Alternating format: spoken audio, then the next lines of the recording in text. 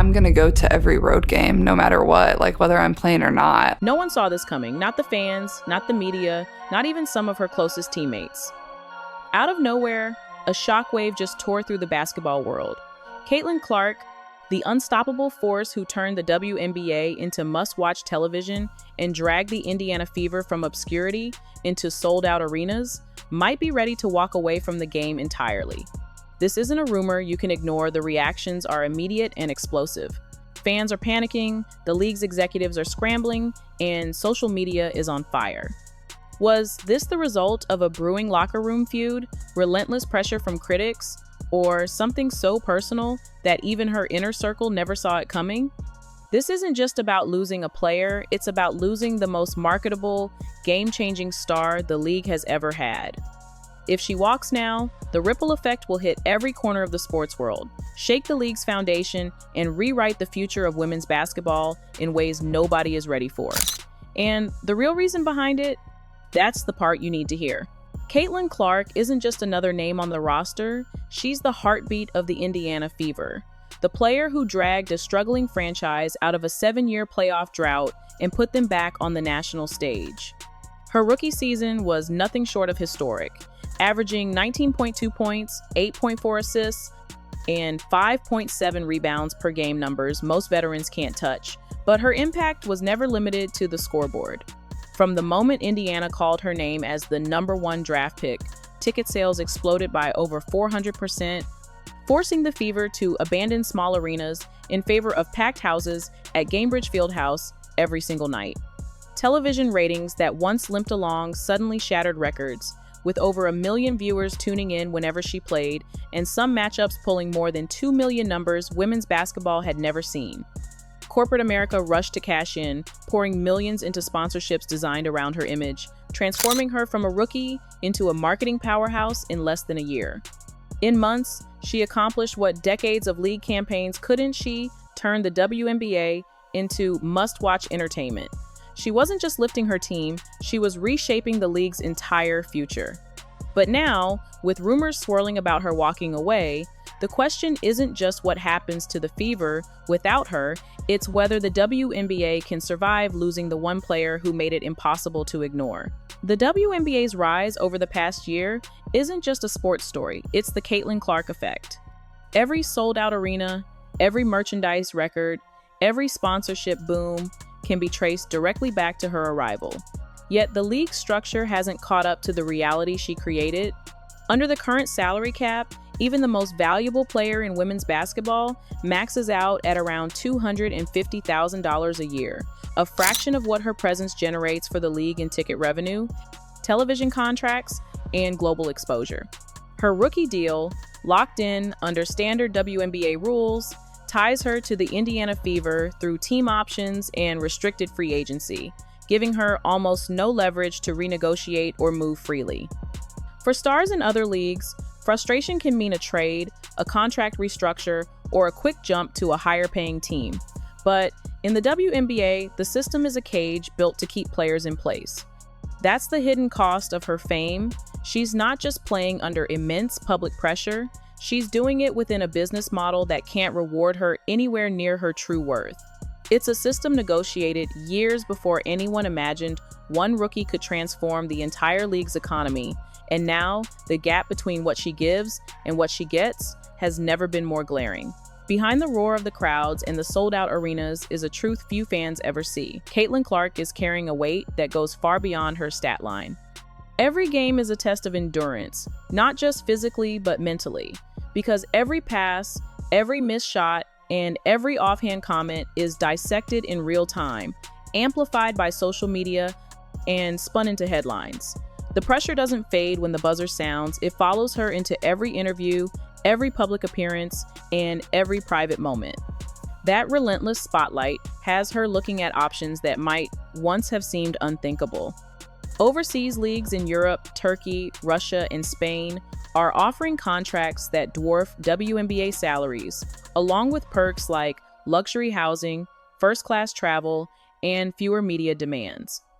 Even Australia's WNBL is emerging as a top destination, with competitive pay and world-class facilities and a schedule that lines up perfectly with the WNBA offseason.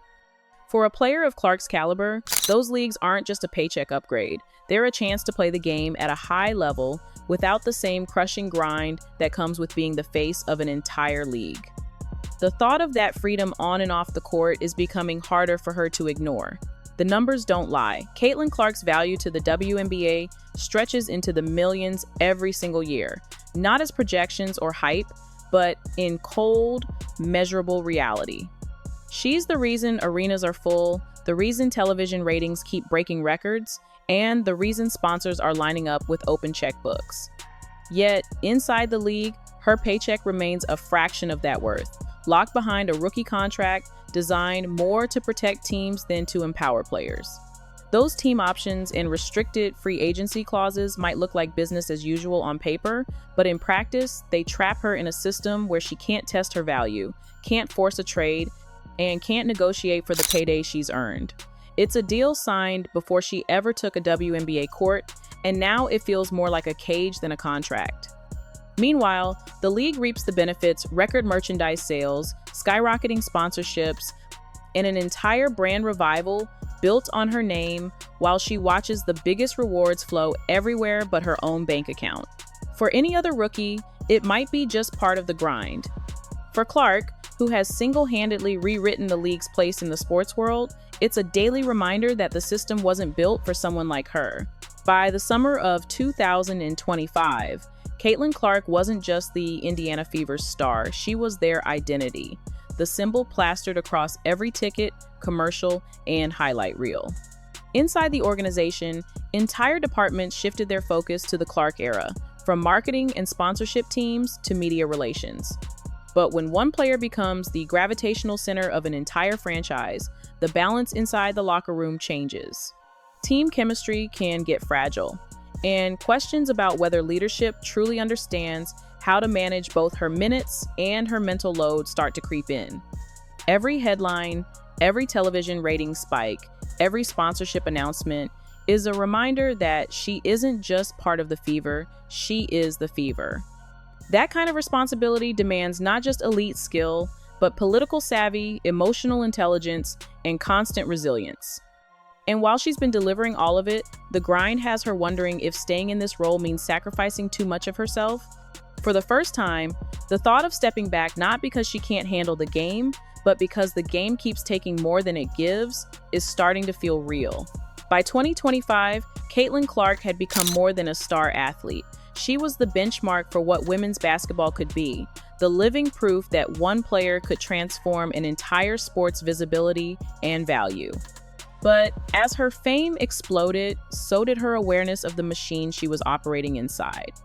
The WNBA's rules, contracts, and decision-making processes weren't just abstract policies, they were daily limits on her career, her income, and her freedom.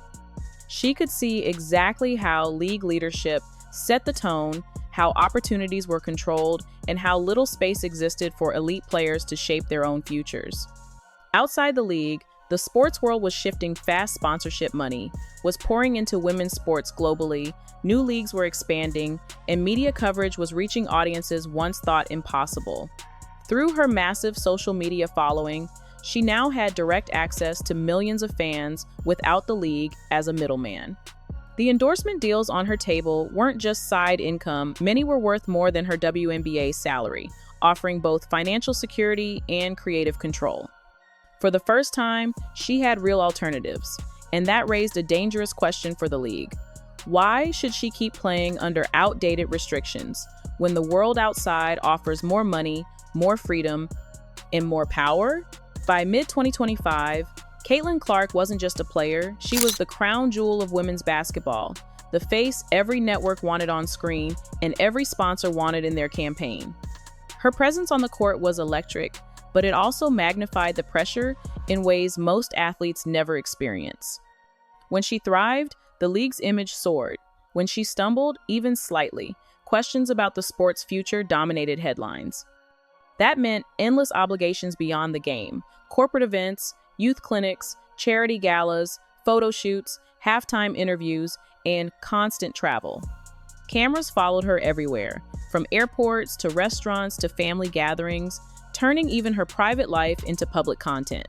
The personal sacrifices were piling up: missed holidays, skipped celebrations, long stretches away from friends and family. And while the fame brought opportunities in tech, media, and business, it also left her questioning if the WNBA truly understood the risk of losing her. Because if she walked away, it wouldn't just be the loss of a superstar, it would be the clearest sign yet that the league couldn't protect or properly reward the very players who built its future. For Caitlin Clark, the deeper she got into the 2025 season, the clearer it became that the WNBA's biggest challenge wasn't her talent, it was keeping her. The constant grind of carrying the league's image, the restrictive contracts that capped her value, and the never-ending demands on her time had turned what should have been a dream job into a balancing act between passion and self-preservation. Outside the league, she saw a world where she could earn more, control her own brand, and still inspire millions without playing by rules she never agreed to. The endorsements alone already eclipsed her salary, and the business offers pouring in proved she could build a legacy beyond the hardwood. But inside the WNBA, the system seemed slow to adapt, still operating like it was before she rewrote the playbook for what women's basketball could be. Every day, the question grew louder in her mind. Was staying worth the cost, or was it time to step away on her own terms? The answer, when it comes, could change the league forever. If Caitlin Clark walks away, it won't just be the departure of a superstar. It will be a seismic moment that forces the WNBA to face the reality it's been avoiding. She's not just a player. She's the league's heartbeat, the reason millions of new fans tuned in, the reason corporate dollars started flowing, and the proof that women's basketball can command the same energy and attention as any major sport. Losing her would send a message that no amount of hype, ticket sales, or television ratings can cover up the cracks in the system. It would expose a league still tied to outdated rules, still unable to reward its biggest star in proportion to the value she brings, and still slow to protect the players who make it relevant. Whether she stays or leaves, the decision will echo far beyond Indianapolis. It will shape the future of the sport, its business, and the opportunities for the next generation of players. For Caitlin, the choice isn't just about basketball anymore. It's about control, respect, and the freedom to write her own story. And when she finally makes that call, one way or another, the game will never be the same again.